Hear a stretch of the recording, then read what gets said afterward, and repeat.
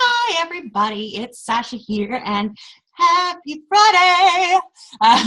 Yeah, I know in the entrepreneurial world, we don't always get weekends, and Fridays aren't necessarily such a big deal, but in here, still love the Fridays. So I wanted to reach out because Carol actually asked me to cover this. She wanted to know how I deal with difficult, angry, irate customers, people who are maybe a little bit harder to work with. Now, this is something that's near and dear to me. Anybody who knows me knows that my background is customer freaking service. So, knowing that, this is something that I excel in. And guys, where people seem to struggle is that whole how to make them feel good when you can't give them what they need. And it's really just a matter of laying it out. Now, irate customers, if somebody is yelling and screaming and raging in your face, yeah, you have to let them peter out. Let them yell, let them scream, let them say that what they need to. Do not interrupt them and listen very carefully. When they are done with their verbal diarrhea, rephrase what you heard and understood, and they will start to listen to you. It's very, very important that when people are blowing a fuse, you let them blow, and you stay out of the debris, and you wait until they come back to ground zero. So that's one of the biggest things with the really, really, really irate people is to just let them yell themselves out. Once they're done, you'll be able to get some work done. Now, there's also good ways to deal with something and maybe not so good ways to deal with something. So I'm gonna share an example that I went through recently. So I got this prepaid card to do something, or I can't even remember what, but it was to pay for something because there was some restriction on my card. I don't know, there was something. So I went and I got one of these cards, did the whole kit and caboodle, and it didn't work. Like we couldn't log into their site. We couldn't make anything work. So we called the number. I have no prejudice against, accents, this, that, or the other. What I have a prejudice against is people who are not able to effectively communicate their point. I don't get angry that easily when it comes to customer service. I am one of the most understanding people out there because I used to do it. I used to sell timeshares. I used to be the person for Quest in the States that after you've yelled at everybody else, you get to me and I fix it. I also then sold the customers. So it's a huge, huge button issue for me. And what I've discovered over the years and over all of this information and experience is how you do something. So I'm going to give you an example. This woman, she said, there's nothing wrong with our website. And my answer was, all right, I understand where you're coming from, but I'm looking at your website and it says error code, blah, blah, blah, blah, blah. And I read it off to her. And she's like, no, there's nothing wrong with our website.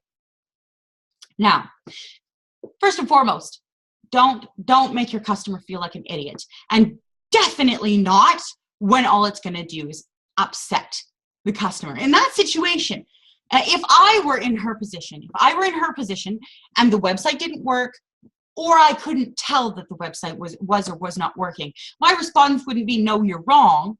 My response would be, on my end, it seems like everything's working really well, but I can understand if something's not working right for you. I'm sorry, what was that error code again? Let me see what I can do to try to help you troubleshoot this. Do you see the difference? It makes such an impact. And you know what? There's no guarantee that the person can help me, but I'm not going to get upset if I think that you're trying. Another example for you, before I come back to this one, I was an emergency responder. I was dealing with things like phone lines and all that stuff during the 2013 floods in Calgary, Alberta. Huge disaster. I couldn't even get to and from my house. It was just a mess. And I was working. Now, people were calling in all the time. When will they reopen my building? When can I go home? What can I do? I have no answers to any of these things. It was a national emergency, it was a citywide emergency. Actually, I think it was provincial. And I had no control. I could not make emergency responders let them into their homes. Couldn't do it. I had no way. I could not make it so that the rain would stop pouring. I had no way to help these people.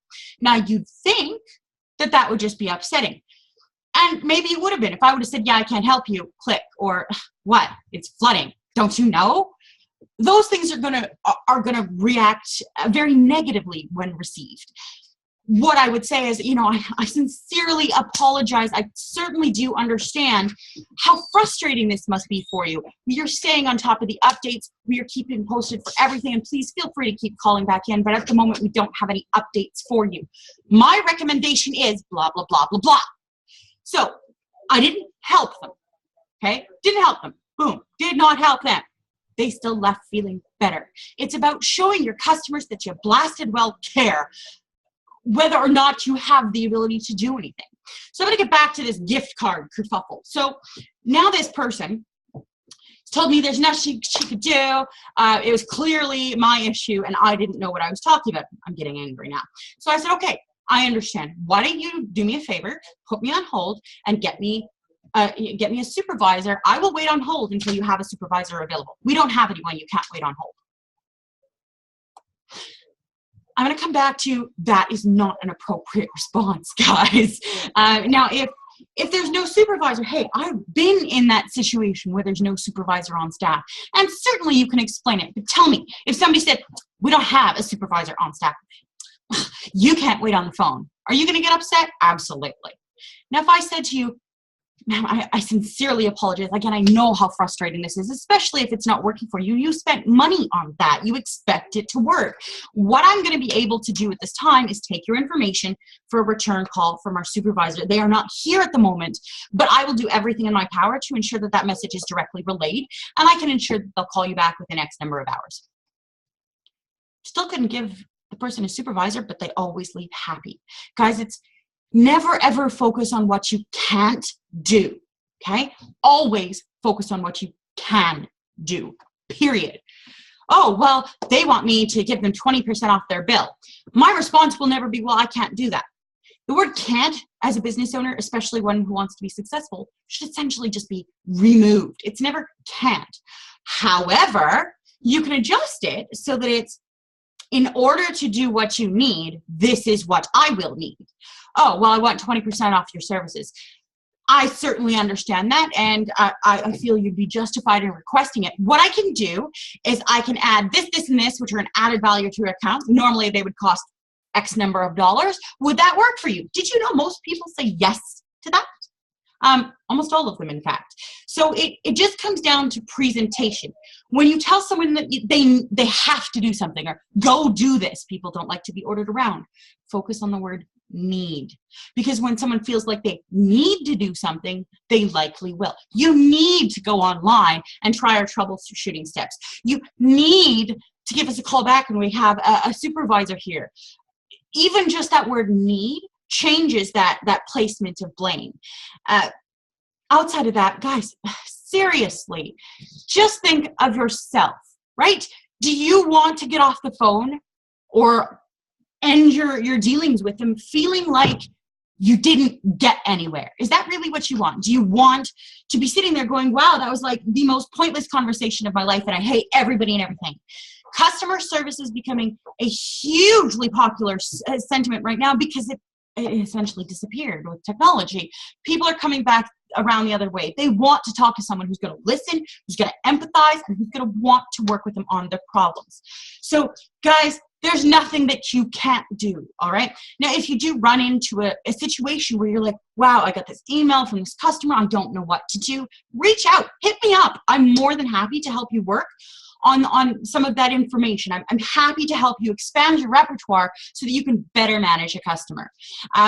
Outside of that, guys, I mean, really, this is a great topic for me, and I clearly get a little bit carried away, but thank you so much for spending a little bit of time on a Friday enjoying our video.